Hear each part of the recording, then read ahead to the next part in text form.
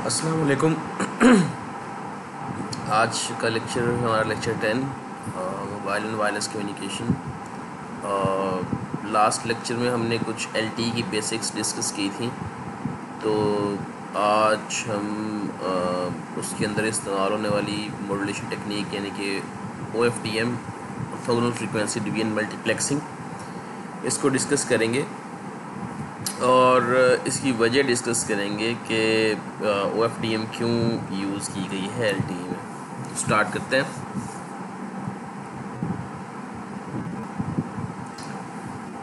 जी, तो हमने जैसे कि पिछले लेक्चर्स में भी डिस्कस किया था कि जो हमारा चैनल है वो हमारा सबसे बड़ा प्रॉब्लम है, क्योंकि ट्रांसमीटर से जब रिसीवर साइड पर हमने सिग्नल भेजना है तो वो चैनल से पास होना है, और चैनल जो है वो काफ़ी उसकी जो प्रॉपर्टीज़ हैं वो रैंडम होती हैं।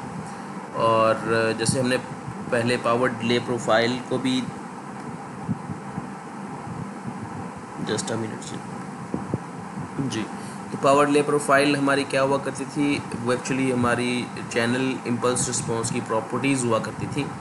तो ये हम चैनल को रिप्रेजेंट कर रहे हैं, जिसमें ये टाइम डिले के हवाले से हमारे चैनल के इम्पल्स रिस्पॉन्स हैं, यानी कि फ़र्स्ट टाइम डिले के बाद, सेकंड टाइम डिले के बाद, थर्ड टाइम डिले के बाद।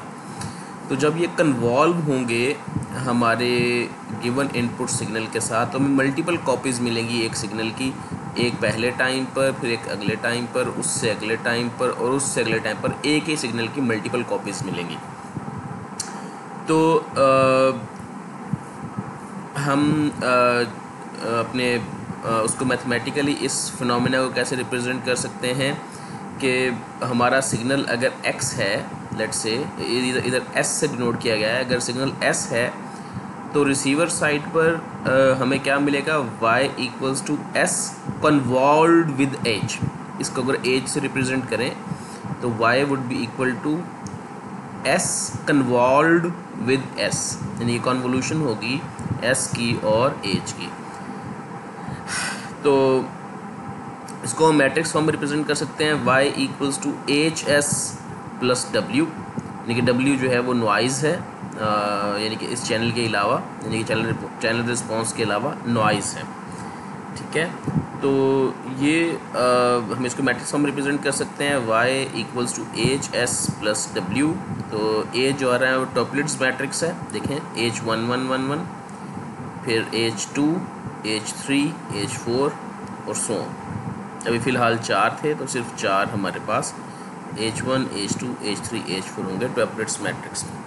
तो अगर हम इसका y1 लिखना चाहें तो y1 क्या होगा, H1 S1 plus W1, y2 क्या होगा, H2 S1 plus H1 S2 plus W2, y3 क्या होगा, H3 S1 plus H2 S2 plus H1 S3 plus W3 and so on. तो अगर हम यहाँ पर गौर से देखें तो यहाँ तक तो पहली बात तक तो ठीक है कि y equals to HS1 plus W1, क्योंकि इसमें जो फर्स्ट सिंबल है y1, उसमें सिर्फ पहले सिंबल का ही कंपोनेंट मौजूद है, पहला सिंबल ही मौजूद है, साथ में ये वाइट जो नॉइज़ है इसको तो हम ख़त्म कर सकते हैं।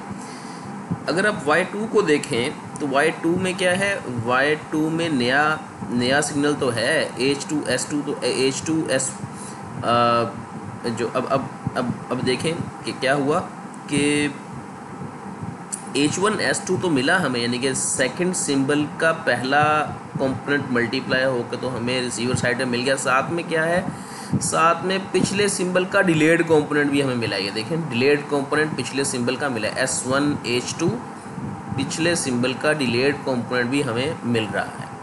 फिर y3 में आप देखें, y3 में S1 H3 तो हमें मिल ही रहा है, H1 H3 तो H1 H3 तो हमें मिल रहा है, साथ में पिछले दो कंपोनेंट्स का डिलेड कंपोनेंट मिल रहा है, यानी कि H3 S1 और फिर H3 S1 और फिर H2 S2 W3। और फिर अगर हम y4 लिखते तो y4 में पिछले तीनों कंपोनेंट्स प्लस H1 S4 आता।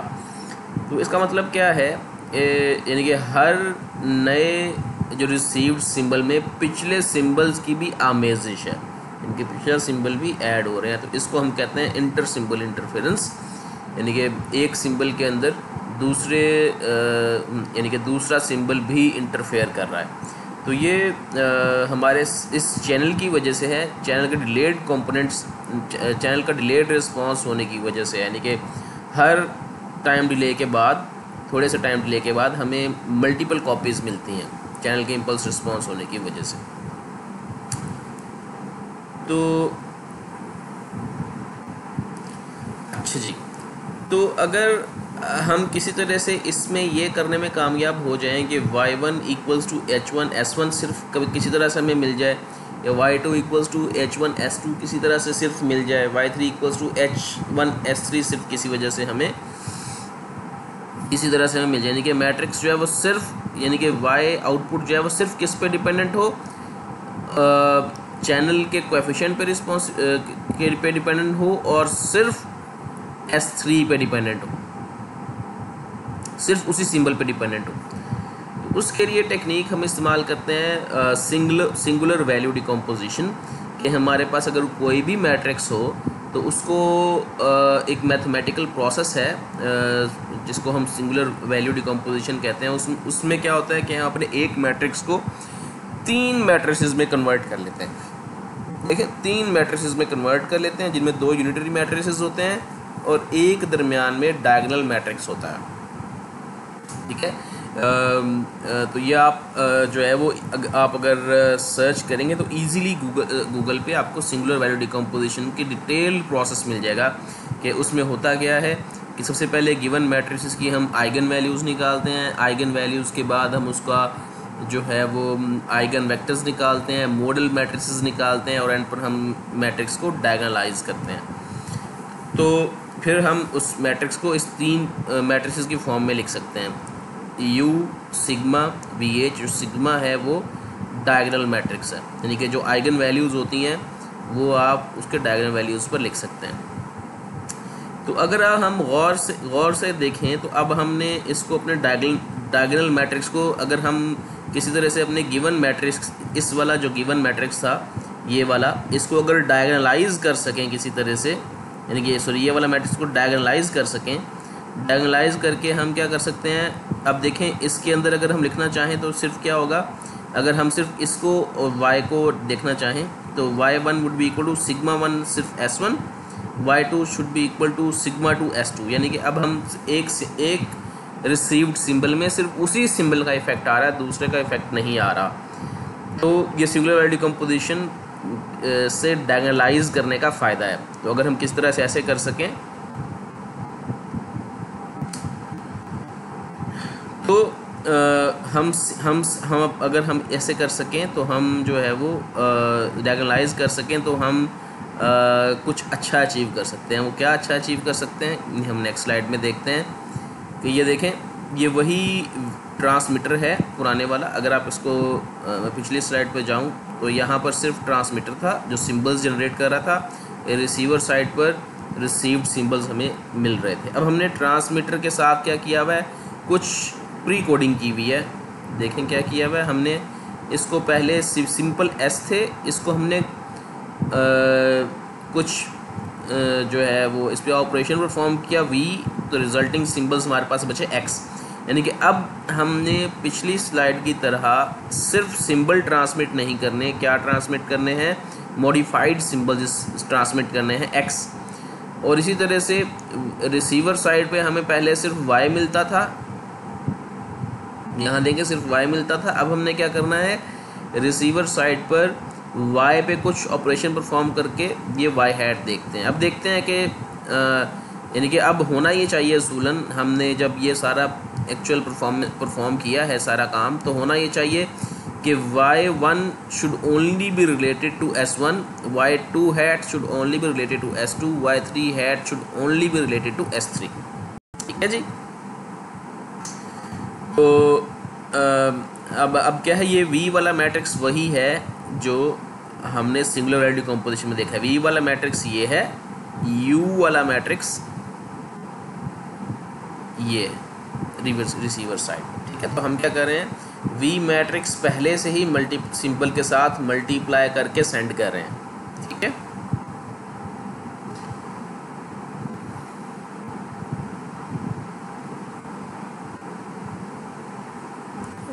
तो अगर हम देखें तो इस रिसीवर साइड पर यहाँ पर एंटेना के पास यानी कि यू एच से पहले पहले क्या मिलेगा, y equals to H X plus W.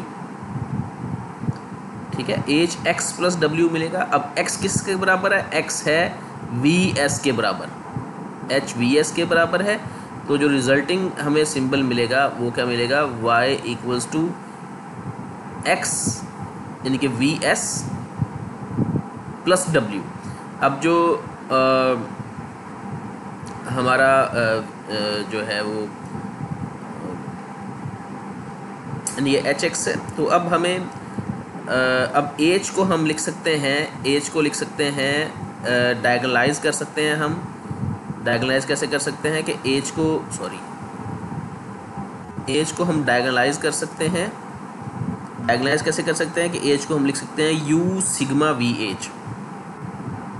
ठीक है, एच को हम लिख सकते हैं यू सिग्मा वी एच। ठीक है, यू सी पहले सिंपली क्या था, जब हम v को साथ मल्टीप्लाई नहीं करवा रहे थे तो सिंपली क्या था, एच एस प्लस डब्ल्यू था। एच को हम लिख सकते थे you sigma V H S plus W, ये पिछली स्लाइड का था। अब नई वाली में क्या करते हैं, नई वाली में हमारे पास ये एच एक्स प्लस डब्ल्यू है। एच को हम लिख सकते हैं you sigma V H, x को लिख सकते हैं वी एस प्लस डब्ल्यू। ठीक है, you sigma V H, x को लिख सकते हैं वी एस प्लस डब्ल्यू। और जब ये रिसीवर साइड पे पहुंचेगा तो इसके साथ यू एच बी मल्टीप्लाई होगा, ठीक है। यू एच क्या है, हर्मिशियन है। ठीक है, हर्मिशियन है एच का। ठीक है जी। तो या सीधे सीधे अल्फाज में कहें तो ये समझें कि इन्वर्स है अगर हम रियल कंपोनेंट्स की बात करें। तो अब अगर इसको मल्टीप्लाई कराएंगे हम तो यू हर्मिशियन यू, ये क्या हो जाएगा, ये 1 हो जाएगा। बिल्कुल ऐसे ही है जैसे A inverse A equals to I हो जाता है। ठीक है, तो ये आई हो जाएगा। इसी तरह से वी इनवर्स वी जो है ये भी आई हो जाएगा। रिजल्टिंग क्या बचेगा हमारे पास, सिर्फ सिग्मा और एस, सिग्मा और S plus U H W बचेगा। ठीक है, अब सिग्मा क्या था हमारा, सिग्मा सिर्फ क्या था हमारा, सिग्मा हमारा ये दरमियान वाला मैट्रिक्स था, सिर्फ डायगोनल मैट्रिक्स।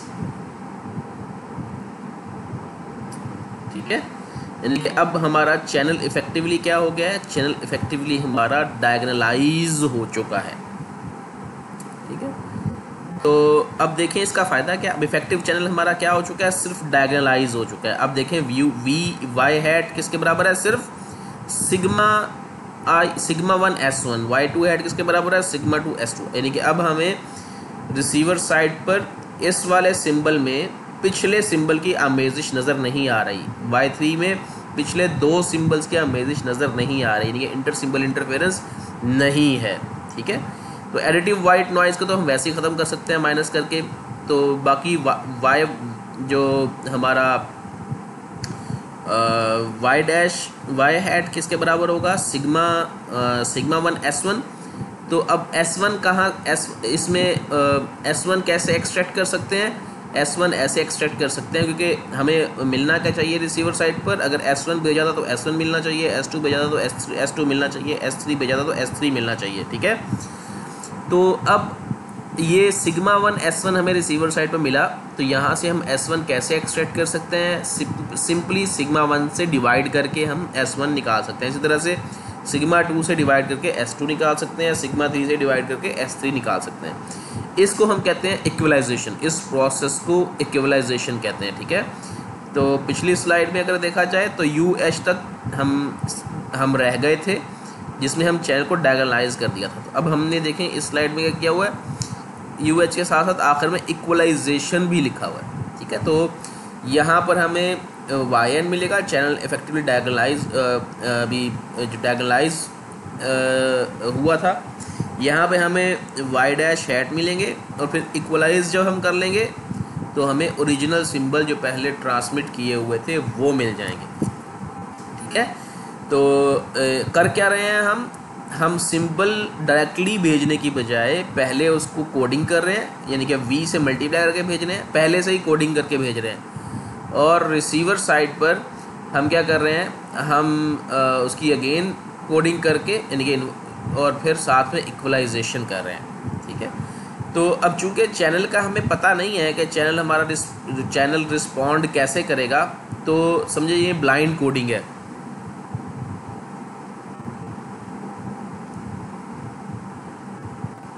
ठीक है, ये पिछली स्लाइड वाला ही है, ये देखें VUH इक्वलाइजेशन, VUH इक्वलाइजेशन। ठीक है, तो अब जिस तरह से S0, S1, S2, S3 वगैरह हैं,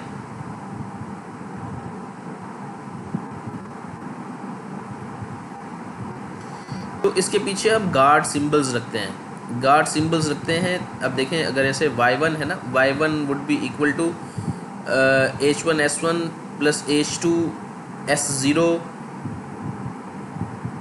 plus H3 S-1 plus H4 S-2 plus W1। तो अगर हम अभी इक्वलाइजेशन, अगर हम पीछे जो अभी डिस्कस किया था जिसमें हम डायगोनलाइजेशन करते हैं, तो अगर वो नहीं कर रहे तो एक तरीका ये है कि जब हम इसमें यानी कि जब हम ओरिजिनल किसी एक सिंबल को देख रहे होते हैं, तो उसमें पिछले ट्रांसमिटेड सिंबल की कॉपीज़ आती हैं ना। जैसे इधर भी हम देख रहे थे कि अगर हम एक सिंबल की बात करते हैं, तो उसमें पिछले सिंबल्स की ट्रांसमिटेड कॉपीज़ आती हैं, पिछले सिंबल की ट्रांसमिटेड कॉपीज़ आती हैं, तो वो काम ख़राब करती हैं। ठीक है, तो इसलिए हम क्या करते हैं, एक तरीका इंटर सिंबल इंटरफेरेंस को ख़त्म करने का ये है कि दरमियान में हम गार्ड सिंबल्स गार्ड टाइम रख लें, यानी कि ट्रांसमिटेड सिंबल्स की दोनों साइड पर वेकेंट टाइम हो, कुछ भी ट्रांसमिट ना किया गया हो। ठीक है, तो अब क्या होगा कि अब जब सिंबल ट्रांसमिट होगा तो जो रिजल्टिंग इंटरफेरेंस होगी वो खाली जगह से होगी, यानी कि किसी सिंबल के साथ इंटरफेरेंस नहीं होगी। ठीक है, तो ये इश्यूज़ ऑफ वेक्टर कोडिंग क्या है, ये इस चीज़ को हम वेक्टर कोडिंग कहते हैं कि हम पहले से ही v से मल्टीप्लाई कराएं, डायगोनलाइज करें और फिर वापस जो रिसीवर साइड पर UH से मल्टीप्लाई कराएं, इक्वलाइजेशन का, इसको वेक्टर कोडिंग कहते हैं। वेक्टर कोडिंग के कुछ फ़ायदे भी हैं, नुकसानात भी हैं। वेक्टर कोडिंग जो है वो कॉम्प्लेक्स है, स्केल्स क्विकली विद n, यानी कि जो अगर इसकी जो डायमेंशन है मैट्रिक्स की वो बढ़ती रहती है, तो इसकी कॉम्प्लेक्सिटी इशू है वेक्टर कोडिंग का। सेकेंड ये कि सिंगुलर वैल्यू डिकम्पोजिशन जो है वो काफ़ी टीडियस कैलकुलेशन है, सिंगुलर वैल्यू का डिकम्पोजिशन हर दफ़ा निकालने की। और यहाँ पर जो SVD कैलकुलेशन के लिए हमें क्या चाहिए, देखें SVD हम कैसे कर रहे थे। SVD में हमें SVD परफॉर्म करने के लिए हमें चैनल का नॉलेज चाहिए। चैनल का नॉलेज चाहिए होगा तो हम डायगोनलाइज करेंगे ना। अगर डायगोनलाइज करेंगे चैनल के नॉलेज से, तो फिर ही हम इसको V को यहाँ ले जाएंगे और U को यहाँ ले जाएंगे। तो ये यानी कि चैनल के नॉलेज पे डिपेंडेंट है, लेकिन चैनल का नॉलेज हमें मिल नहीं रहा। वंस एक दफ़ा हमने ये वेक्टर कोडिंग डिफ़ाइन कर दी, बना दी, तो फिर ये चेंज नहीं होगी। उसके बाद चाहे अगर वो कंडीशन चैनल की चेंज भी हो जाए, तब भी हमारी वेक्टर कोडिंग यही रहेगी। इसलिए मैं पहले कह रहा था कि एक किस्म की ब्लाइंड डिकोडिंग है, ब्लाइंड कोडिंग है।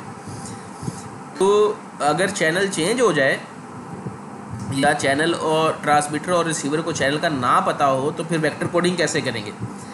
वेक्टर कोडिंग अगर वो जो हमने चैनल की वैल्यू चेंज हो जाए और चैनल नॉलेज करेक्ट ना हो, तो फिर क्या होगा कि हम अपने जो चैनल का मैट्रिक्स है उसको ठीक तरह से डायगोनलाइज नहीं कर सकते, यानी कि effective channel would not be a diagonal channel, और ऑर्थोगोनैलिटी बिटवीन सब चैनल्स इज़ नॉट गारंटीड। यानी कि दो चैनल्स के दरमियान, अभी तो हमने देखा ना कि जब डायगोनलाइज कर लेते हैं तो एक सिंबल का दूसरे सिंबल पे कोई इफेक्ट नहीं पड़ता।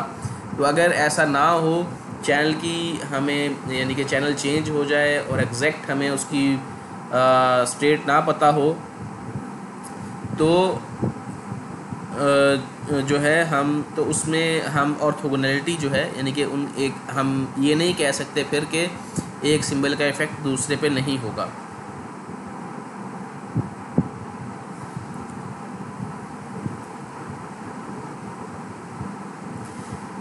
अब ये था वेक्टर कोडिंग के हवाले से। अब आप अगर वेक्टर कोडिंग को जहन में रखें तो उसी प्रिंसिपल पे हम OFDM को लेकर चलते हैं। OFDM क्या है? Orthogonal frequency division multiplexing. वहाँ पर क्या था? वहाँ पर सिंबल था, सिंबल और फिर गार्ड टाइम था, सिंबल था और गार्ड टाइम था। यहाँ पर क्या है? यहाँ पे सिंबल है, साथ में CP है, सिंबल है, CP है, ठीक है।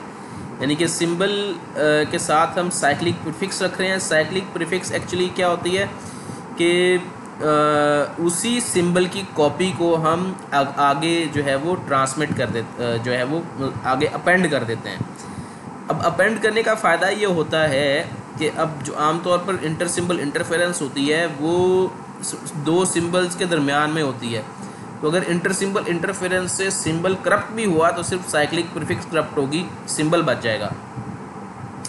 तो कर हम ये रहे हैं कि इधर साइक्लिक प्रीफिक्स ऐड कर रहे हैं, यानी कि पिछले सिंबल की कॉपीज़, यानी कि जो आखिर में कॉपी थी वही उसको पीछे अपेंड कर रहे हैं साइक्लिक प्रीफिक्स में। और जो हम ये वाले कॉलम्स हैं चैनल के, उनको लास्ट में ऐड कर रहे हैं। ऐसा करने की वजह से हमारा ट्रिपलेट्स मैट्रिक्स जो है वो सर्कुलेंट मैट्रिक्स में कन्वर्ट हो जाएगा। ये सर्कुलेंट मैट्रिक्स की प्रॉपर्टी है, ठीक है। पहले आपने देखा होगा ट्रिपलेट मैट्रिक्स में सिर्फ H1 H1 H1 H1 ख़त्म, H2 H2 H2 H2 ख़त्म, H3 और so forth H4 ख़त्म। अब ये हम उसी कॉलम को यहाँ पर कॉपी भी कर रहे हैं। तो ये सर्कुलेंट मैट्रिक्स की प्रॉपर्टीज़ हैं।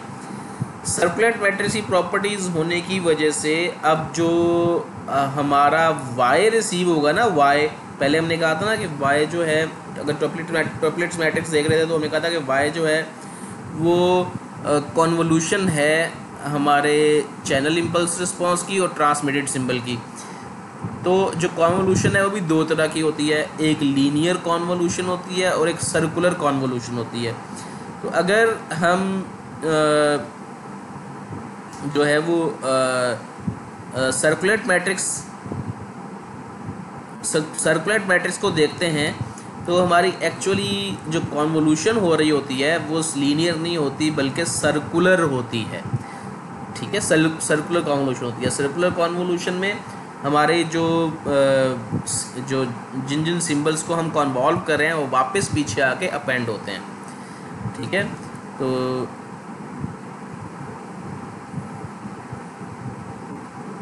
ठीक है जी, ये वही चीज़ है वेक्टर कोडिंग।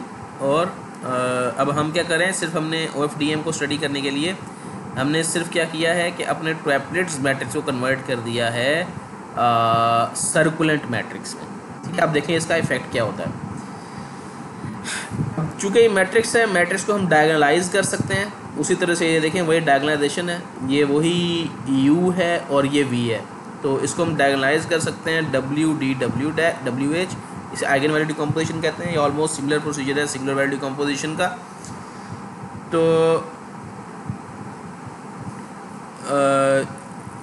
तो ये W है ना, W को जब हम इसको डायगोनलाइज करते हैं ना मैट्रिक्स को, तो जो W मैट्रिक्स बनता है वो कुछ इस तरह का मैट्रिक्स बनता है। इस सर्कुलेंट मैट्रिक्स होने की वजह से, सर्कुलर मैट्रिक्स की वजह से जो हमारा W मैट्रिक्स बनेगा वो ये मैट्रिक्स बनेगा। तो अगर हम इस मैट्रिक्स को गौर से देखें तो ये IDFT मैट्रिक्स है। IDFT मैट्रिक्स क्या है? Inverse discrete Fourier transform matrix. अगर आप डिस्क्रीट फोरियर ट्रांसफॉर्म मैट्रिक्स देखेंगे, inverse discrete Fourier transform matrix देखेंगे तो वो कुछ इस तरह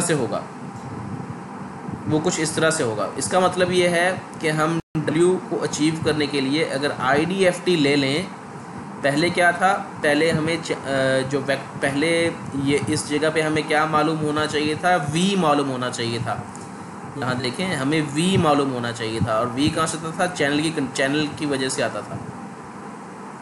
अब क्या है, अब सिर्फ हमें IDFT लेना है तो हमारी प्री कोडिंग हो जाएगी।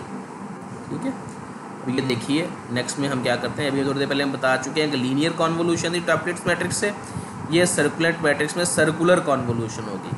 ठीक है, डिफरेंस आप देख सकते हैं। लीनियर कॉन्वोल्यूशन में हमारे जो क्या उसे कहते हैं सिंबल्स हैं एक एक करके आते हैं, कन्वॉल्व होते हैं और निकलते जाते हैं, जबकि सर्कुलर कॉन्वोल्यूशन में वो वापस पीछे अपेंड होते रहते हैं। देखिए अब हमने वेक्टर कोडिंग पिछली दफ़ा पहले क्या था, यहाँ पर V था, अब ये क्या है W, और W इंसिडेंटली हमने पिछली स्लाइड में देखा कि वो क्या है IDFT है। तो IDFT का उलट क्या है, यानी कि IFFT, यानी कि IDFT। तो इसको फास्ट फोरियर ट्रांसफॉर्म से भी इम्प्लीमेंट कर सकते हैं, डिस्क्रीट फोरियर ट्रांसफॉर्म को, इसलिए हमने इसको IFFT लिखा है। IFFT का उलट क्या होगा उस साइड पर FFT। ठीक है, तो ये बिल्कुल उसी तरह का प्रोसीजर है जिस तरह से हम वो वेक्टर कोडिंग में किया करते थे कि क्या अब हम सिंबल्स डायरेक्टली यहाँ से ट्रांसमिट नहीं करेंगे बल्कि उसका IFFT लेके ट्रांसमिट करेंगे। देखें IFFT लेके हमने उसको ट्रांसमिट कर दिया और रिसीवर साइड पर उसका FFT लेंगे, FFT से मल्टीप्लाई कर दिया। वही हुआ काम कि ये I हो गया, ये भी I हो गया, बचा क्या हमारे पास DS बचा इफेक्टिव। जहाँ वैसे पहले सिग्मा S बचा था ना, तो यहाँ पर DS बचा। D भी डायगोनल मैट्रिक्स है। तो आखिर में जब डायगोनल मैट्रिक्स को से हमने ओरिजिनल सिंबल एक्सट्रैक्ट करने हैं तो क्या करना पड़ेगा, इक्वलाइजेशन करनी पड़ेगी, उसको सिंबल उसको जो है वो सिग्मा से डिवाइड करना पड़ेगा। ठीक है, तो अब देखिए कॉम्प्लेक्सिटी आसान होगी। अब IFFT इम्प्लीमेंट करना कोई बड़ा मसला नहीं है। IFFT इम्प्लीमेंट करके IFFT लेंगे सिंबल्स का और फिर उसको रिसीवर साइड पर उसका FFT ले लेंगे। ठीक है, तो ये IFFT FFT और साथ में इक्वलाइजेशन हम पहले ही देख चुके हैं क्या है कि हम उसको रिसीव्ड सिंबल को डिवाइड कर देंगे सिग्मा से, तो हमें रिसीवर साइड पर सिर्फ ओरिजिनल सिंबल ही मिल जाएगा। ठीक है, ये वही वाली पुरानी वाली कैलकुलेशन है। उसको हमने जो W था, W को मेगा लिखा हुआ है यहाँ पर, तो ये I हो जाएगा, ये भी I हो जाएगा, सिंपली DS बचेगा। ठीक है, तो OFDM में, यानी कि OFDM में एक्चुअली ये चीज़ इम्प्लीमेंट होती है,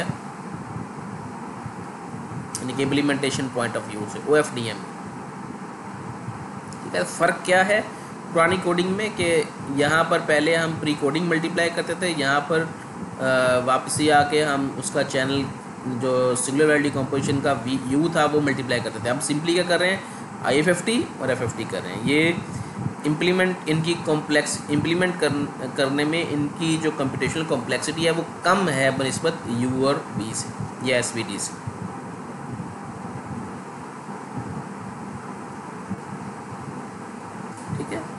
तो ये वही है इफेक्टिव चैनल हमारा, रिसीवर साइड पर DS प्लस W, और जो रिसीव्ड सिंबल लेंगे वो उसका उलट लेके साथ में Y मल्टीप्लाई कर देंगे, यानी कि Y को डिवाइड कर देंगे उससे सिग्मा से, तो हमारे पास ओरिजिनल सिंबल बच जाएगा Y, यानी कि n-1 क्या बचेगा, n-1 को सिग्मा n-1 से डिवाइड करेंगे तो सिंपली SN-1 बचेगा। SN-2 को अचीव करने के लिए Y को सिग्मा n-2 से डिवाइड करेंगे तो हमें SN-2 मिल जाएगा, सो ऑन एंड सो फोर्थ। ये देखिए S1 को अचीव करने के लिए Y1 किसके बराबर था, सिग्मा 1 S1 के बराबर था, तो S1 अचीव करने के लिए सिग्मा 1 से डिवाइड कर देंगे तो रिजल्ट क्या बचेगा, S1। अब प्रॉब्लम ये है कि इस सिग्मा I को कैसे लें, यानी कि सिग्मा I को की वैल्यू कैसे लें, किस चीज़ से डिवाइड करें कि ये हमें ओरिजिनल S मिल जाए। ठीक है, तो इसको फाइंड करने का भी तरीका है। फाइंड करने का तरीका ये है कि हम पायलट सिग्नल्स भेजते हैं। ठीक है, पायलट सिग्नल का मतलब ये है कि हम नॉन इनपुट सेंड करते हैं, deliver a pilot signal over IF सब कैरियर, उसका मैग्नीट्यूड क्या होता है 1। पायलट सिंबल को यानी कि चैनल की कैरेक्टरिस्टिक्स को रिसीव कर यानी कि रीड करने के लिए हम पायलट सिग्नल भेजते हैं। अब पायलट सिग्नल्स जो हैं वो मुख्तलिफ टाइम स्लॉट्स में भेजे जाते हैं, यानी कि इस टाइम स्लॉट में, फिर इस टाइम स्लॉट में, यानी कि अगर सब कैरियर की बात करते हैं तो सब कैरियर इस सब कैरियर पे, इस सब कैरियर पे, इस सब कैरियर पे भेजते हैं। और फिर यहाँ से अब चूँकि इसकी वैल्यू 1 है रिसीव्ड सिंबल की, तो एक्चुअली जो भी हमें यानी अब रिसीवर साइड पर वाई डैश मिलेगा वही एक्चुअली सिग्मा आई होगा। देखें पहले हम देखें यहाँ पर क्या होता था, यहाँ पर जो था सिग्मा n-1 और Sn-1 था। अब Sn-1 हमने क्या कर दिया 1, और यहाँ से Sn-1 1 था, तो अब जो भी इसका मतलब ये है कि अब रिसीवर साइड में जो भी अचीव होगा वो इस चीज़ से मल्टीप्लाई होके या डिवाइड होके अचीव होगा। तो इसका मतलब है कि हम जो सिग्मा आई है, जो रिसीव चीज़ होगी वही एक्चुअली सिग्मा आई होगी। अब हमें ये पायलट की वजह से हमें सिग्मा आई मिल गया, तो इसी सिग्मा आई से हम सबको डिवाइड करते रहेंगे तो हमें रिसीव सिंबल्स जो है वो मिल जाएंगे। और फिर इसको हम रिपीट करते रहते हैं पायलट्स को, क्योंकि चेंज हो सकता है चैनल। एक दफ़ा हमने पायलट की वैल्यू सिग्मा की वैल्यू निकाल ली और उसको सबसे डिवाइड करते कि हो सकता है कि कुछ देर के बाद या कुछ फ्रीक्वेंसीज़ के बाद जो है वो चैनल का रिस्पांस चेंज हो जाए, तो फिर दोबारा हम पायलट सिंबल सेंड करते हैं दोबारा सिग्मा आई को लेने के लिए, और फिर दोबारा सेंड करते हैं सिग्मा आई को लेने के लिए। ठीक है, ये सब कैरियर इंडेक्स है, आपको याद होगा LTE में इस तरफ ये फ्रीक्वेंसी एक्सिस होता था, इस तरफ टाइम एक्सिस होता था, ये इसलिए इसको सब कैरियर इंडेक्स कहा गया। सब subcarrier 1 2 3 4 and so on and so fourth.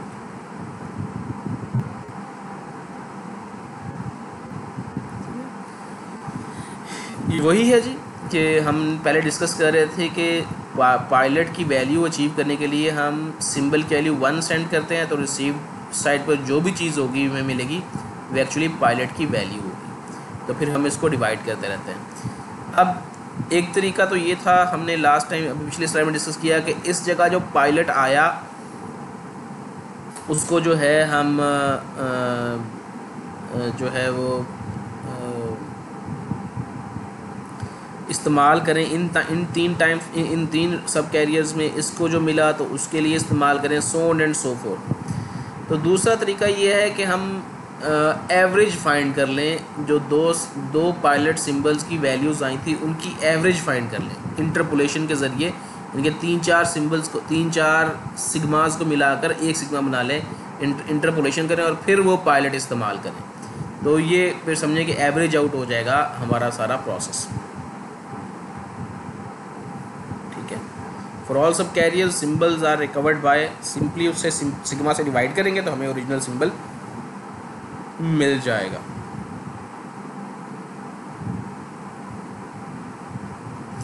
तो अब पायलट की अरेंजमेंट जो है वो LTE में या OFDM वगैरह में वो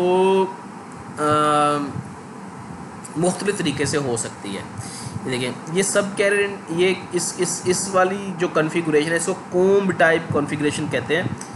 इसमें क्या है कि इस सब कैरियर इंडेक्स पर तमाम टाइम स्लॉट्स में, यानी कि तमाम जो इधर पूरे सब फ्रेम में हम क्या करते हैं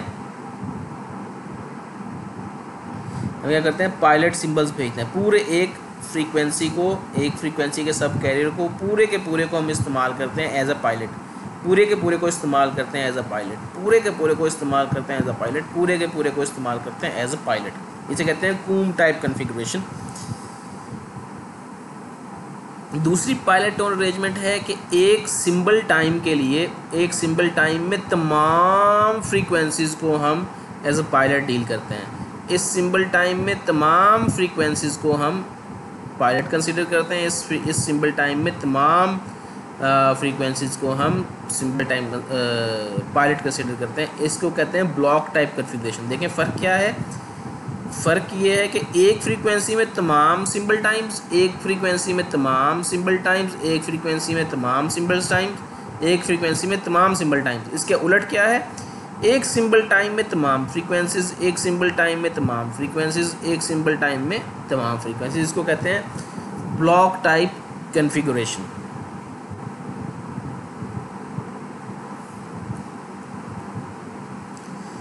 जी, तो तीसरी जो कॉन्फ़िगरेशन है उसे कहते हैं सर्कुलर कॉन्फ़िगरेशन। तो इसमें हम ऐसा नहीं करते कि एक सिंबल के लिए तमाम टाइम स्लॉट डिस्कस करें, एक सिंबल में कुछ कुछ फ्रीक्वेंसीज ले लेते हैं। इसी तरह से ऐसा नहीं करते कि एक सब कैरियर में तमाम सिंबल्स को ले लें, एक सब कैरियर में कुछ सिंबल्स को लेते हैं, एक सब कैरियर में कुछ सिंबल्स को लेते हैं। तो इसे कहते हैं, तो ये एक्चुअली 2D पहले था कि एक ही डायमेंशन में था। ये देखें, एक ही डायमेंशन में पायलट की अरेंजमेंट थी, एक ही डायमेंशन में पायलट की अरेंजमेंट थी। अब किस में है, अब 2D में हमने अरेंज किया हुआ है।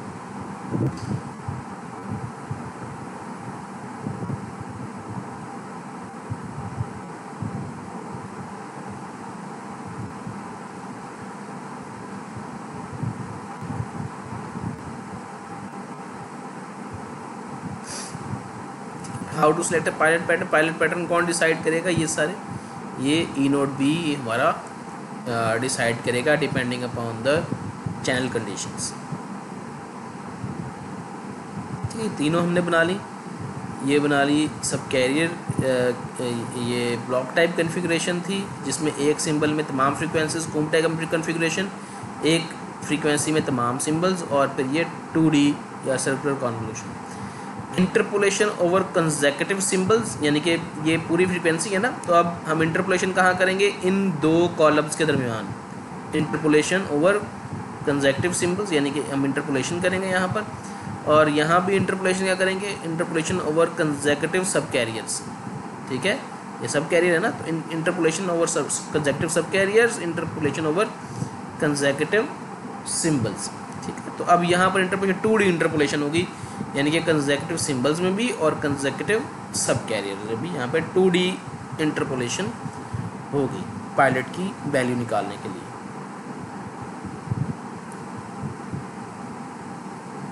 ठीक है, तो अब इस बात पर तो हम मुत्तफिक हो गए हैं कि जब हम इस किस्म की अरेंजमेंट करते हैं OFDM के लिए, तो जो रिजल्टिंग हमारा इफेक्टिव चैनल है वो डायगोनलाइज्ड चैनल बन जाता है, और रिसीवर साइड पर हमें सिग्मा मल्टीप्लाइड बाय एस मिलता है। पिछले सिंबल की इंटरफेरेंस नहीं मिलती।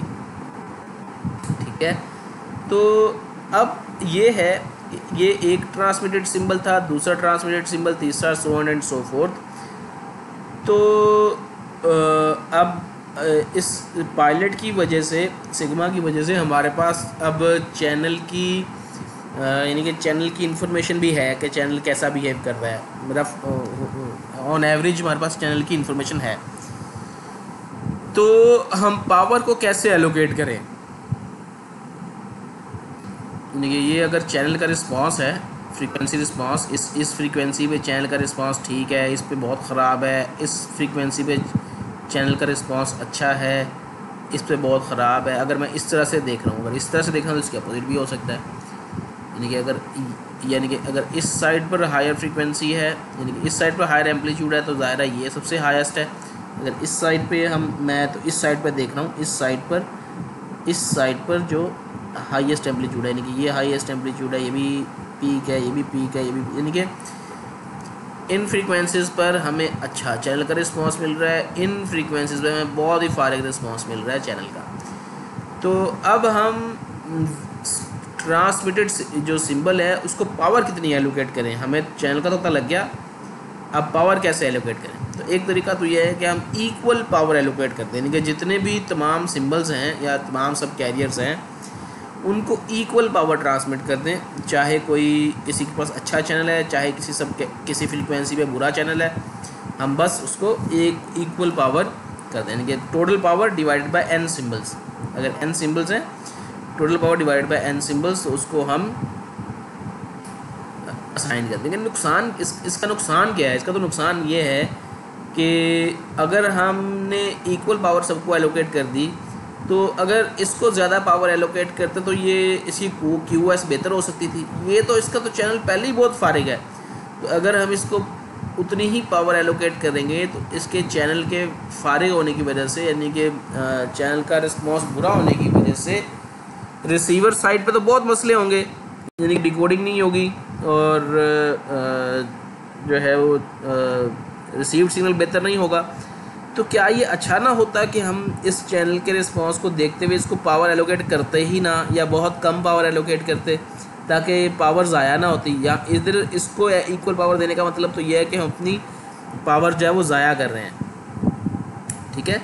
तो ये इक्वल पावर जो एलोकेशन है, यानी कि देखें हम क्या ये भी कर सकते हैं कि जिसका अच्छा चैनल है उसको ज़्यादा पावर दे दे, जिसका बुरा चैनल है उसको कम पावर दे दें, क्योंकि उसने तो वैसे ही फारिग हो जाना है बुरे चैनल वाले ने, तो हम बुरे चैनल वाले को कम पावर दें। लेकिन फिर ये क्या होगा कि जो ये फेयर नहीं होगा, ठीक है, ये फेयर एलोकेशन नहीं होगी कि जैसे कहते हैं ना अमीर अमीर से अमीर तर, गरीब गरीब से गरीब तर, तो वही हिसाब होगा कि अच्छे चैनल को हम अच्छी पावर दे रहे हैं, बुरे चैनल को बुरी पावर दे रहे हैं, तो ये फेयर नहीं होगा। तो जो इक्वल पावर एलोकेशन है वो फेयर तो है, ये फेयर है कि हर एक को इक्वल पावर मिल रही है, लेकिन ये फ़ायदा ज़्यादा नहीं है, क्योंकि हमें अगर पता है कि इक्वल पावर देने की वजह से ज़ाया ही करनी है तो फिर इसको देने की ज़रूरत ही नहीं थी, ठीक है। तो ये फेयर तो है लेकिन इसकी इफ़ेक्टिवनेस इतनी अच्छी नहीं है। दूसरा ये है कि हम चैनल इन्वर्जन मेथड है, यानी कि जिसका जितना हम जो ये चैनल रिस्पॉन्स है ना, इसको हम इन्वर्ट कर लेते हैं, इन्वर्ट कर लेते हैं, तो फिर क्या होता है, ये जो सबसे अच्छा था सबसे बुरा बन गया। तो जिसका जो सबसे अच्छा चैनल था उसको सबसे कम पावर मिलेगी, और जो सबसे जो बुरा चैनल है उसको सबसे ज़्यादा पावर मिलेगी। इसका फ़ायदा ये होगा कि इसको अगर हम ज़्यादा पावर दे देंगे, इक्वल पावर की बजाय ज़्यादा पावर दे देंगे, तो हो सकता है कि इसका जो रिसीव्ड सिग्नल है वो रिसीवर साइड पर, यानी कि इसका जो सिग्नल है रिसीवर साइड पर डिकोड हो सके, ठीक है। मैं दोबारा बताता हूँ कि क्या करेंगे, चैनल को इन्वर्ट कर देंगे, जो जितना अच्छा चैनल होगा उसको उतनी कम पावर मिलेगी, जितना बुरा चैनल होगा उसको उतनी बुरी पावर मिलेगी। इसके कहते हैं चैनल इन्वर्जन मेथड, ठीक है। तो इसका फ़ायदा ये होगा कि जो अच्छा चैनल है उसका तो वैसे ही अगर थोड़ी सी पावर भी मिल जाए तो उसको मसला नहीं है, रिसीवर साइड पर उसका जो सिग्नल है डिकोड हो जाना है। जो बुरा चैनल है अगर उसको थोड़ी पावर देते थे तो वो डिकोडिंग का मसला था, हम उसको ज़्यादा पावर देते हैं, हो सकता है रिसीवर साइड पर वो डिकोड हो जाए। ये इसको कहते हैं चैनल इन्वर्जन। लेकिन यहाँ पर इशू ये है कि हो सकता है कि किसी का चैनल बहुत ही बुरा होने की वजह से जो उसको बहुत ज़्यादा पावर देनी पड़ेगी, बहुत ज़्यादा पावर देने की वजह से बाकी जो एवरेज पे लोग हैं उनको बहुत कम पावर आएगी, क्योंकि टोटल पावर में तो कंस्ट्रेंट है ना, टोटल पावर तो हमारी पी है, इसी टोटल पावर पी को हमने सब में डिवाइड करना है। अगर किसी का चैनल बहुत ही बुरा है तो वो तो ज़्यादा शेयर ले जाएगा सबसे ज़्यादा, तो ये जो है इफ़ेक्टिव नहीं होगा। तीसरा तरीका जो है जो इस्तेमाल होता है वो है optimal water filling optimal power allocation, यानी कि इसको वाटर फिलिंग कहते हैं। वाटर फिलिंग का मतलब ये है कि पहले ये था कि जिसका जो बुरा था यानी कि जिसका जो यानी कि बुरा था उसके उलट दे रहे थे। अब हम क्या करेंगे, अब हम एक लेवल सेट कर देंगे, यानी कि चैनल रिस्पॉन्स है ना, इसके ऊपर एक लेवल सेट कर देंगे, लेवल सेट कर दिया, ठीक है। अब ये कांस्टेंट लेवल है, कांस्टेंट लेवल से ऊपर पावर किसी को एलोकेट नहीं करनी, जो मर्जी हो जाए, ठीक है। कांस्टेंट लेवल से ऊपर पावर किसी को अचीव नहीं करनी, जो मर्जी हो जाए। तो फिर हम एक लेवल सेट कर दिया, तो ऐसे ही हम इसमें पानी डालेंगे, तो जितना पानी का लेवल जिस फ्रीक्वेंसी के ऊपर उसको उतनी फ्रीक्वेंसी एलोकेट कर देंगे। मिसाल के तौर पर ये चैनल सबसे अच्छा था तो इसको यही मैक्सिमम पावर एलोकेट हो जाएगी। अब ये चैनल रिलेटिवली अच्छा था तो इसको थोड़ी सी पावर एलोकेट होगी। ये चैनल बहुत ज़्यादा फारिग था, इसको इतनी पावर एलोकेट होगी। ये भी काफ़ी फारिग था, इसको ज़्यादा पावर एलोकेट होगी। ये भी फारिग चैनल था, इसमें इसका रिस्पॉन्स फारिग था, इसको ज़्यादा पावर एलोकेट होगी। तो ये एक तरह का किसकी तरह का है, ये एक्चुअली चैनल इन्वर्जन की तरह का ही एल्गोरिथम है, लेकिन इसमें थोड़ा सा डिफरेंस ये है कि हमने मैक्सिमम पावर पर कैप लगाई हुई है। वहाँ इस किस्म की कोई कैप नहीं थी, वहाँ जितना बुरा चैनल था उसको चाहे जितनी मर्ज़ी पावर ज़्यादा से ज़्यादा आप एलोकेट कर ले, लेकिन हमने कहा कि यहाँ पर हम कहते हैं कि ठीक है चैनल बुरा है उसको ज़्यादा पावर एलोकेट करें, लेकिन एक मैक्सिमम लेवल होना चाहिए, उससे ज़्यादा पावर एलोकेट नहीं करेंगे। तो इसका फ़ायदा ये है कि जो सबसे ज़्यादा पावर एलोकेट हो रही है उसके अंदर और जो एवरेज पावर एलोकेट हो रही है उसके अंदर ज़्यादा फ़र्क नहीं होगा, ठीक है। यानी कि एवरेज वालों को भी अच्छी पावर मिल जाएगी।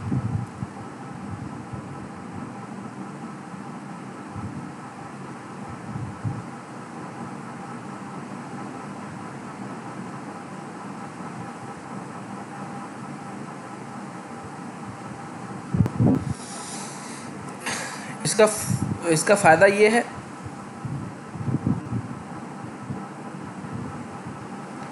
जी प्रोज इसके क्या है, जो OFDM के प्रोज हैं जी, efficiently deals with multipath fading and channel delay spread. क्योंकि हमने देखा ना चैनल डिले स्प्रेड की वजह से जो मसले आ रहे थे कि जो इंटर सिंबल इंटरफेरेंस थी वो ख़त्म हो गई, ठीक है ना, चैनल अप्रॉक्सीमेटली डायगोनल हो गया। Efficiently deals with multipath fading के जो मल्टीपाथ फेडिंग की वजह से एक फ्रीक्वेंसी पे चैनल का रिस्पॉन्स मुख्तलिफ था, दूसरे मुख्तलिफ। इसको हमने कैसे कवर किया था, इसको हमने पायलट्स बेस के कवर कर लिया। Simple frequency domain equaliser, simple equaliser चाहिए, क्या डिवाइड, जो रिसीवर साइड पर सिर्फ हमने एक सिग्मा से डिवाइड ही करना है इक्वलाइजेशन में और हमें वो चीज़ मिल जानी है। हायर स्पेक्ट्रल एफिशिएंसी, यानी कि इस पे यानी कि एक फ्रीक्वेंसी यानी कि गिवन बैंडविड्थ में हम ज़्यादा डेटा सेंड कर सकते हैं। यानी स्पेक्ट्रल एफिशिएंसी होती है बिट्स पर सेकंड पर हर्ट्ज़, डेटा रेट पर हर्ट्ज़ बैंडविड्थ। कॉन्स, इसके नुकसानात क्या हैं, high peak to average power ratio, यानी कि इसे कहते हैं PAPR, peak to average power ratio, PAPR। इसका प्रॉब्लम है, हायर PAPR इसका मसला है। सेंसिटिव फ्रीक्वेंसी ऑफसेट, क्योंकि फ्रीक्वेंसीज़ आपस में ऑर्थोगोनल हैं सारी की सारी, तो फ्रीक्वेंसी ऑफसेट हुआ तो डायगोनलाइजेशन के ऑर्थोगोनलाइजेशन के इश्यूज हो सकते हैं।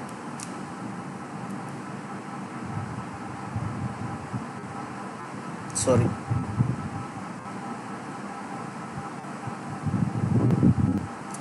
जी अभी हम थोड़ी देर पहले इसकी बात कर रहे थे, PAPR, peak to average power ratio, कि अब हमने कहा था ना कि हम मुख्तलिफ सिम्बल्स को मुख्तलिफ पावर एलोकेट कर देंगे डिपेंडिंग अपॉन उनका चैनल की कंडीशन क्या है। तो हो सकता है किसी एक सिंबल को बहुत ज़्यादा पावर मिल जाए, दूसरे सिंबल को कम पावर मिले उसकी निस्बत। तो पीक पावर काफ़ी हाई, अगर ये ऐसा हो ना कि पीक पावर काफ़ी हाई हो और एवरेज पावर काफ़ी लो हो, तो इसे कहते हैं higher peak to average power ratio, peak power divided by average power. अगर ये हाई हो ना तो मसला होता है, यानी कि इन दोनों का डिफरेंस ज़्यादा हो तो मसला होता है, अगर इन दोनों का डिफरेंस थोड़ा हो तो मसला नहीं होता, ठीक है। तो हाई PAPR का मसला क्या है कि needs power amplifier with a wide linear range, ठीक है ना, कि इसमें पावर एम्पलीफायर चाहिए वाइड, जो ज़्यादा जिसकी रेंज लीनियर हो।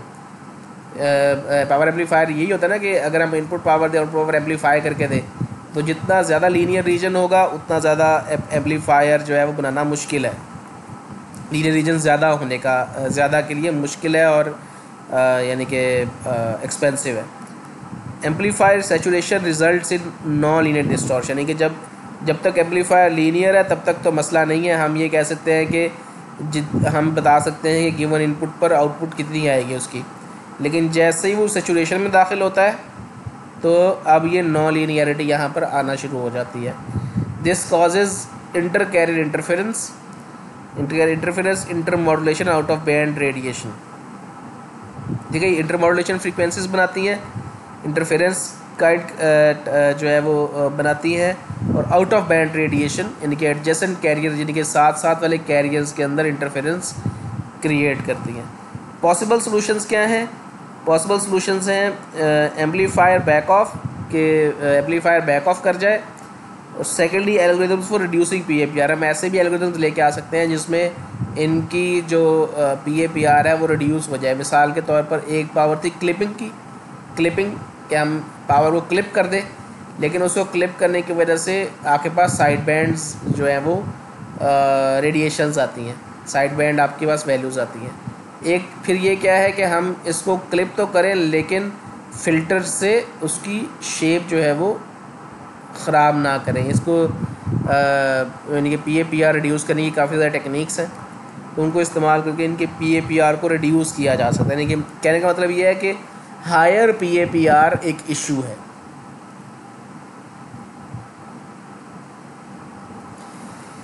ठीक है। OFDM हम भी देख चुके हैं, ये OFDM A है, यानी कि orthogonal frequency division multiple access, यानी कि फ्रीक्वेंसी, यानी कि हमने OFDM सिंबल्स बना लिए ऑर्थोगोनल फ्रीक्वेंसीज पर। अब हम क्या करेंगे, एक फ्रीक्वेंसी को एक यूज़र को देंगे, इसे कहते हैं OFDM A, orthogonal frequency division multiple access. Multiple users share frequency spectrum, यानी कि ज़ाहिर है मल्टीपल यूज़र ने उस फ्रीक्वेंसी स्पेक्ट्रम को लेना है। तो अब हम ये नहीं कर सकते कि दो यूज़र्स को, अब चूँकि हम ऐसे कहते हैं सब कैरियर्स हैं, सब कैरियर मुख्तलिफ सब कैरियर से इस एक्सिस के ऊपर, तो हम ऐसे नहीं कर सकते कि एक सब कैरियर दो यूज़र्स को दे दे। हम क्या करेंगे, एक सब कैरियर एक यूज़र को देंगे। ठीक है। तो स्केजुलर एलोकेट्स डिसजॉइंट सब कैरियर्स टू ईच यूज़र, यानी कि सब कैरियर्स, मुख्तलिफ सब कैरियर्स जिनकी आपस में इंटरफेरेंस नहीं है, ऑफ कोर्स ऑर्थोगोनल फ्रीक्वेंसीज है, ये कौन देगा, ये स्केजुलर या ई नोड बी देगा टू द यूज़र्स। ठीक है। The receivers are regular OFDM receivers जो है in case of downlink OFDM receivers हैं। Each receivers needs to know which subcarriers are allocated to it, receiver को पता होना चाहिए कि कौन से सब कैरियर्स जो हैं वो उसके ऊपर एलोकेटेड है, ताकि वो उस पर वहाँ से डिकोड कर सके।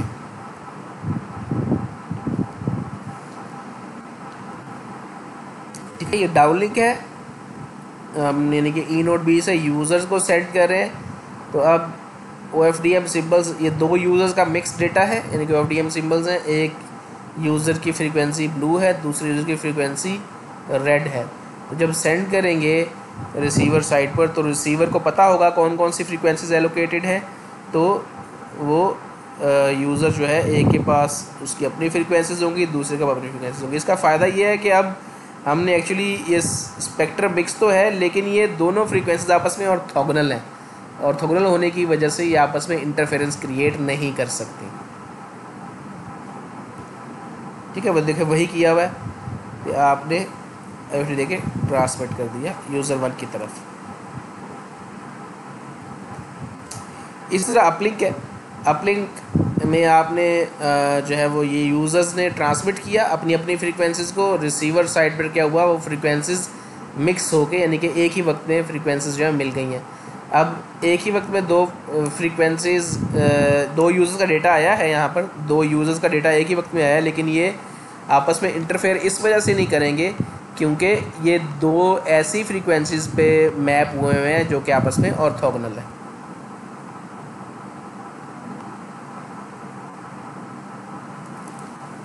जी, मल्टी यूज़र स्केजुलिंग इन OFDM के मल्टीपल यूज़र को कैसे हम जो है वो सर्विसेज देंगे। Goal of multi user scheduling के गोल क्या है, मैक्सिमाइज़ द कैपेसिटी, ज़्यादा यूज़र्स को इन्वॉल्व करके कैपेसिटी को मैक्सिमाइज़ किया जाए। और दूसरा ये है कि यूज़र फेयरनेस भी रखी जाए, ये ना हो कि एक ही यूज़र का डेटा रेट जो है वो बड़ा अच्छा हो जाए, यानी कि कुछ यूज़र्स का और कुछ यूज़र्स को बिल्कुल चैनल मिले ही ना। तो फेयरनेस भी होनी चाहिए और डेटा रेट भी ज़्यादा जो है कैपेसिटी है वो भी ज़्यादा होनी चाहिए। जो parameters for OFDM scheduling algorithms, channel gain for all users, channel gain parameter जिसकी बेस पे ये काम होता है। Frequency variation, time variation of channel कैसे वेरी कर रहा है with respect to time and frequency. और channel gain of every subcarrier every symbol, यानी कि वो जो सिग्मा की वैल्यू थी वो भी हमें पता होनी चाहिए। प्रायोरिटी ऑफ यूज़र्स की प्रायोरिटीज़ अगर सेट है तो वो क्या है, amount of data requested by the user, data rate, हर एक किसी का जो डिमांडेड डेटा रेट है जिससे कम उसको एक्सेप्टेबल नहीं है वो भी पता होना चाहिए क्या है। कंट्रोल चैनल और डेटा चैनल ये पता होना चाहिए। Service class of each users data, यानी कि जो यूज़र डेटा है, यूज़र है वो किस सर्विस क्लास में है, यानी कि एमरजेंसी की सर्विस क्लास में है, ये VVIP सर्विस क्लास में है, या आम जो ऑर्डिनरी क्लास है उसमें ये है।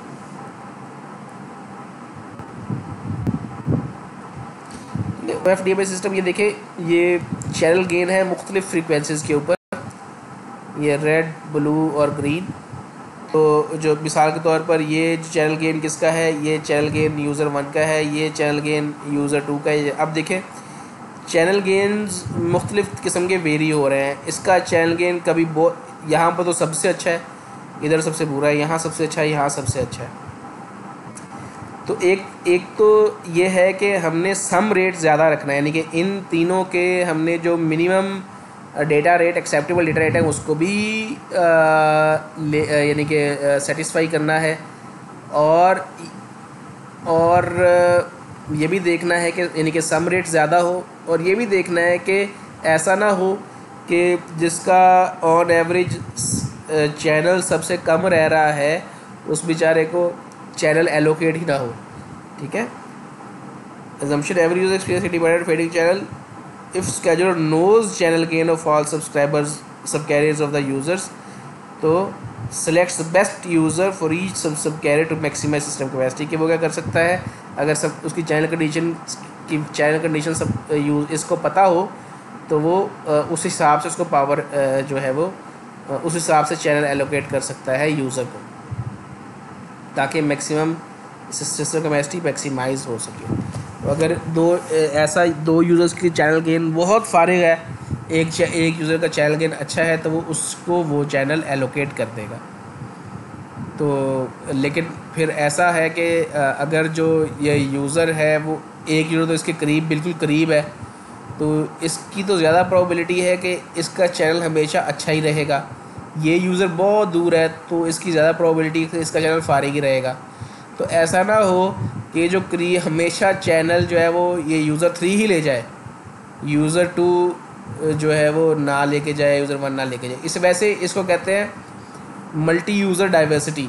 जो और इसके देखिए एक तरीका तो ये था कि हम बारी बारी चैनल एलोकेट, इसको भी चैनल एलोकेट करते बारी बारी, इसको भी करते बारी बारी, राउंड रॉबिन में चैनल एलोकेट करते, पहले इसको करते, फिर इसको करते, फिर इसको करते, फिर इसकी बारी, फिर इसकी बारी, फिर इसकी बारी। लेकिन होता ये कि जब हम चैनल इसको एलोकेट करते तो इसका चैनल इतना फारिग होता कि इसको चैनल एलोकेट करने का फ़ायदा ही नहीं था। तो हम उसको चैनल एलोकेट करेंगे जिसका चैनल ऑन एवरेज अच्छा है। इसको कहते हैं अपॉर्चुनिस्टिक स्केजुलिंग। तो लेकिन प्रॉब्लम ये भी है कि अगर ये यूज़र करीब था और इसका चैनल अच्छा था तो ज़्यादा प्रोबेबिलिटी है कि इसको ही चैनल एलोकेट होगा। यूज़र दूर है, इसका चैनल फारिग है, तो इसको प्रोबेबिलिटी काफ़ी ज़्यादा है कि इसको चैनल एलोकेट नहीं होगा, तो इस बेचारे को तो सर्विस मिलेगी नहीं। तो हमें सिस्टम को मैक्सिमाइज़ भी करना है और जो है फेयरनेस भी लेके आनी है। ये तो फेयरनेस लाने के भी मुख्तलिफ तरीके हैं, उनमें से एक CDF बेस्ड स्केजुलिंग है।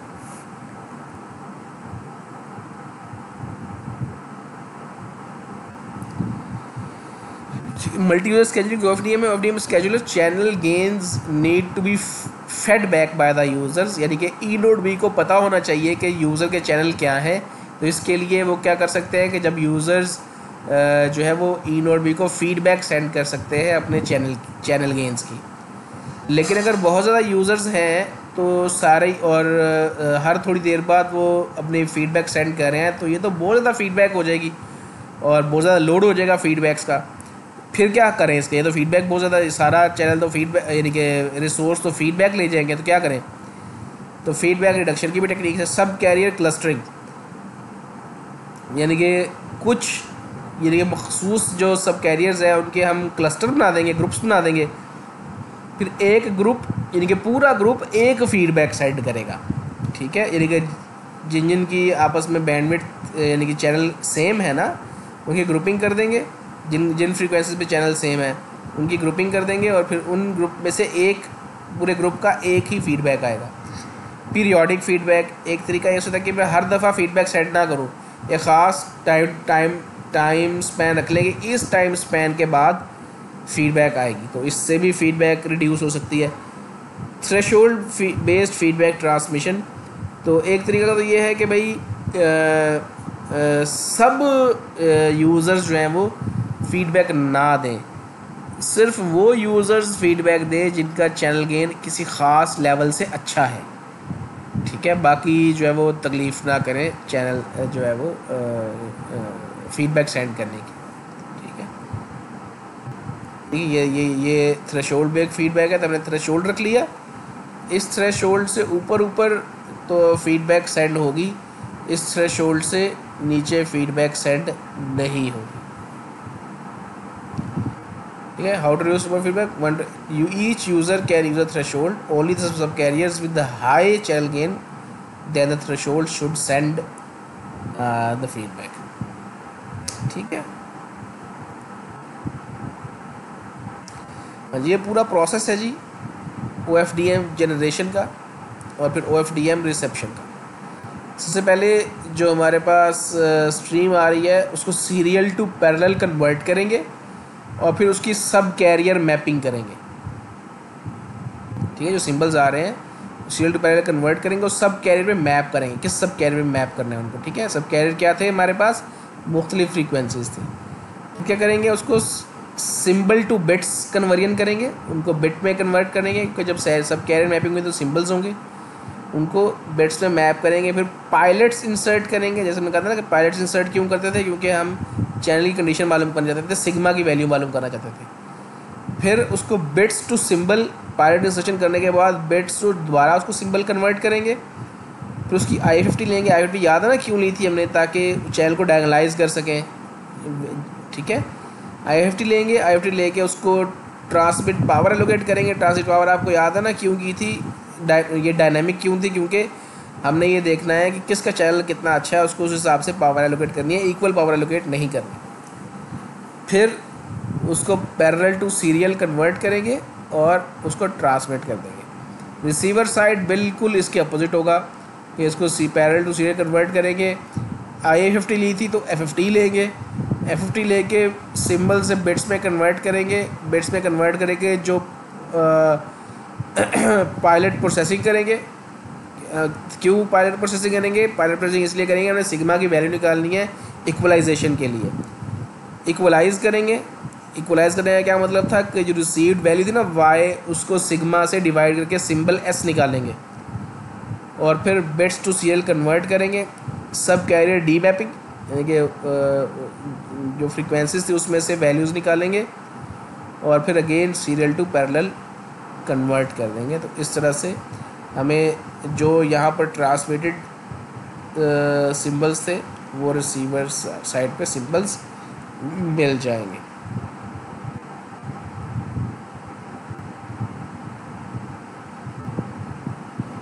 ये features of OFDM, processing complexity very efficient processing है। क्यों, क्योंकि F50 और I50 को हम बड़े इजीली इम्प्लीमेंट कर सकते हैं। चैनल नॉलेज रिक्वायर्ड नहीं है। चैनल नॉलेज किस में रिक्वायर्ड थी, जब हम प्री कोडिंग कर रहे थे यानी कि V और U से मल्टीप्लाई कर रहे थे। अब चैनल की इंफॉर्मेशन रिक्वायर्ड नहीं है। Channel matrix need to be circulant. ठीक है, उसको सर्कुलेंट अगर चैनल मैट्रिक्स होगा तो channel coefficient should not be changed. तो चैनल के जो कोएफिशिएंट है वो चेंज नहीं होने चाहिए। तो क्या हो कि अगर सिंबल के दौरान ही चैनल चेंज हो जाए, what if the channel changes with in OFDM symbol duration, तो फिर क्या होगा कि इफेक्टिव चैनल जो है ना वो डायगोनलाइज नहीं रहेगा। इफेक्टिव चैनल डायगोनलाइज ना होने की वजह से हम दो सिंबल के दरमियान ऑर्थोगोनैलिटी जो है वो गारंटी नहीं कर सकते, इंटर सिंबल इंटरफेरेंस हो सकती है।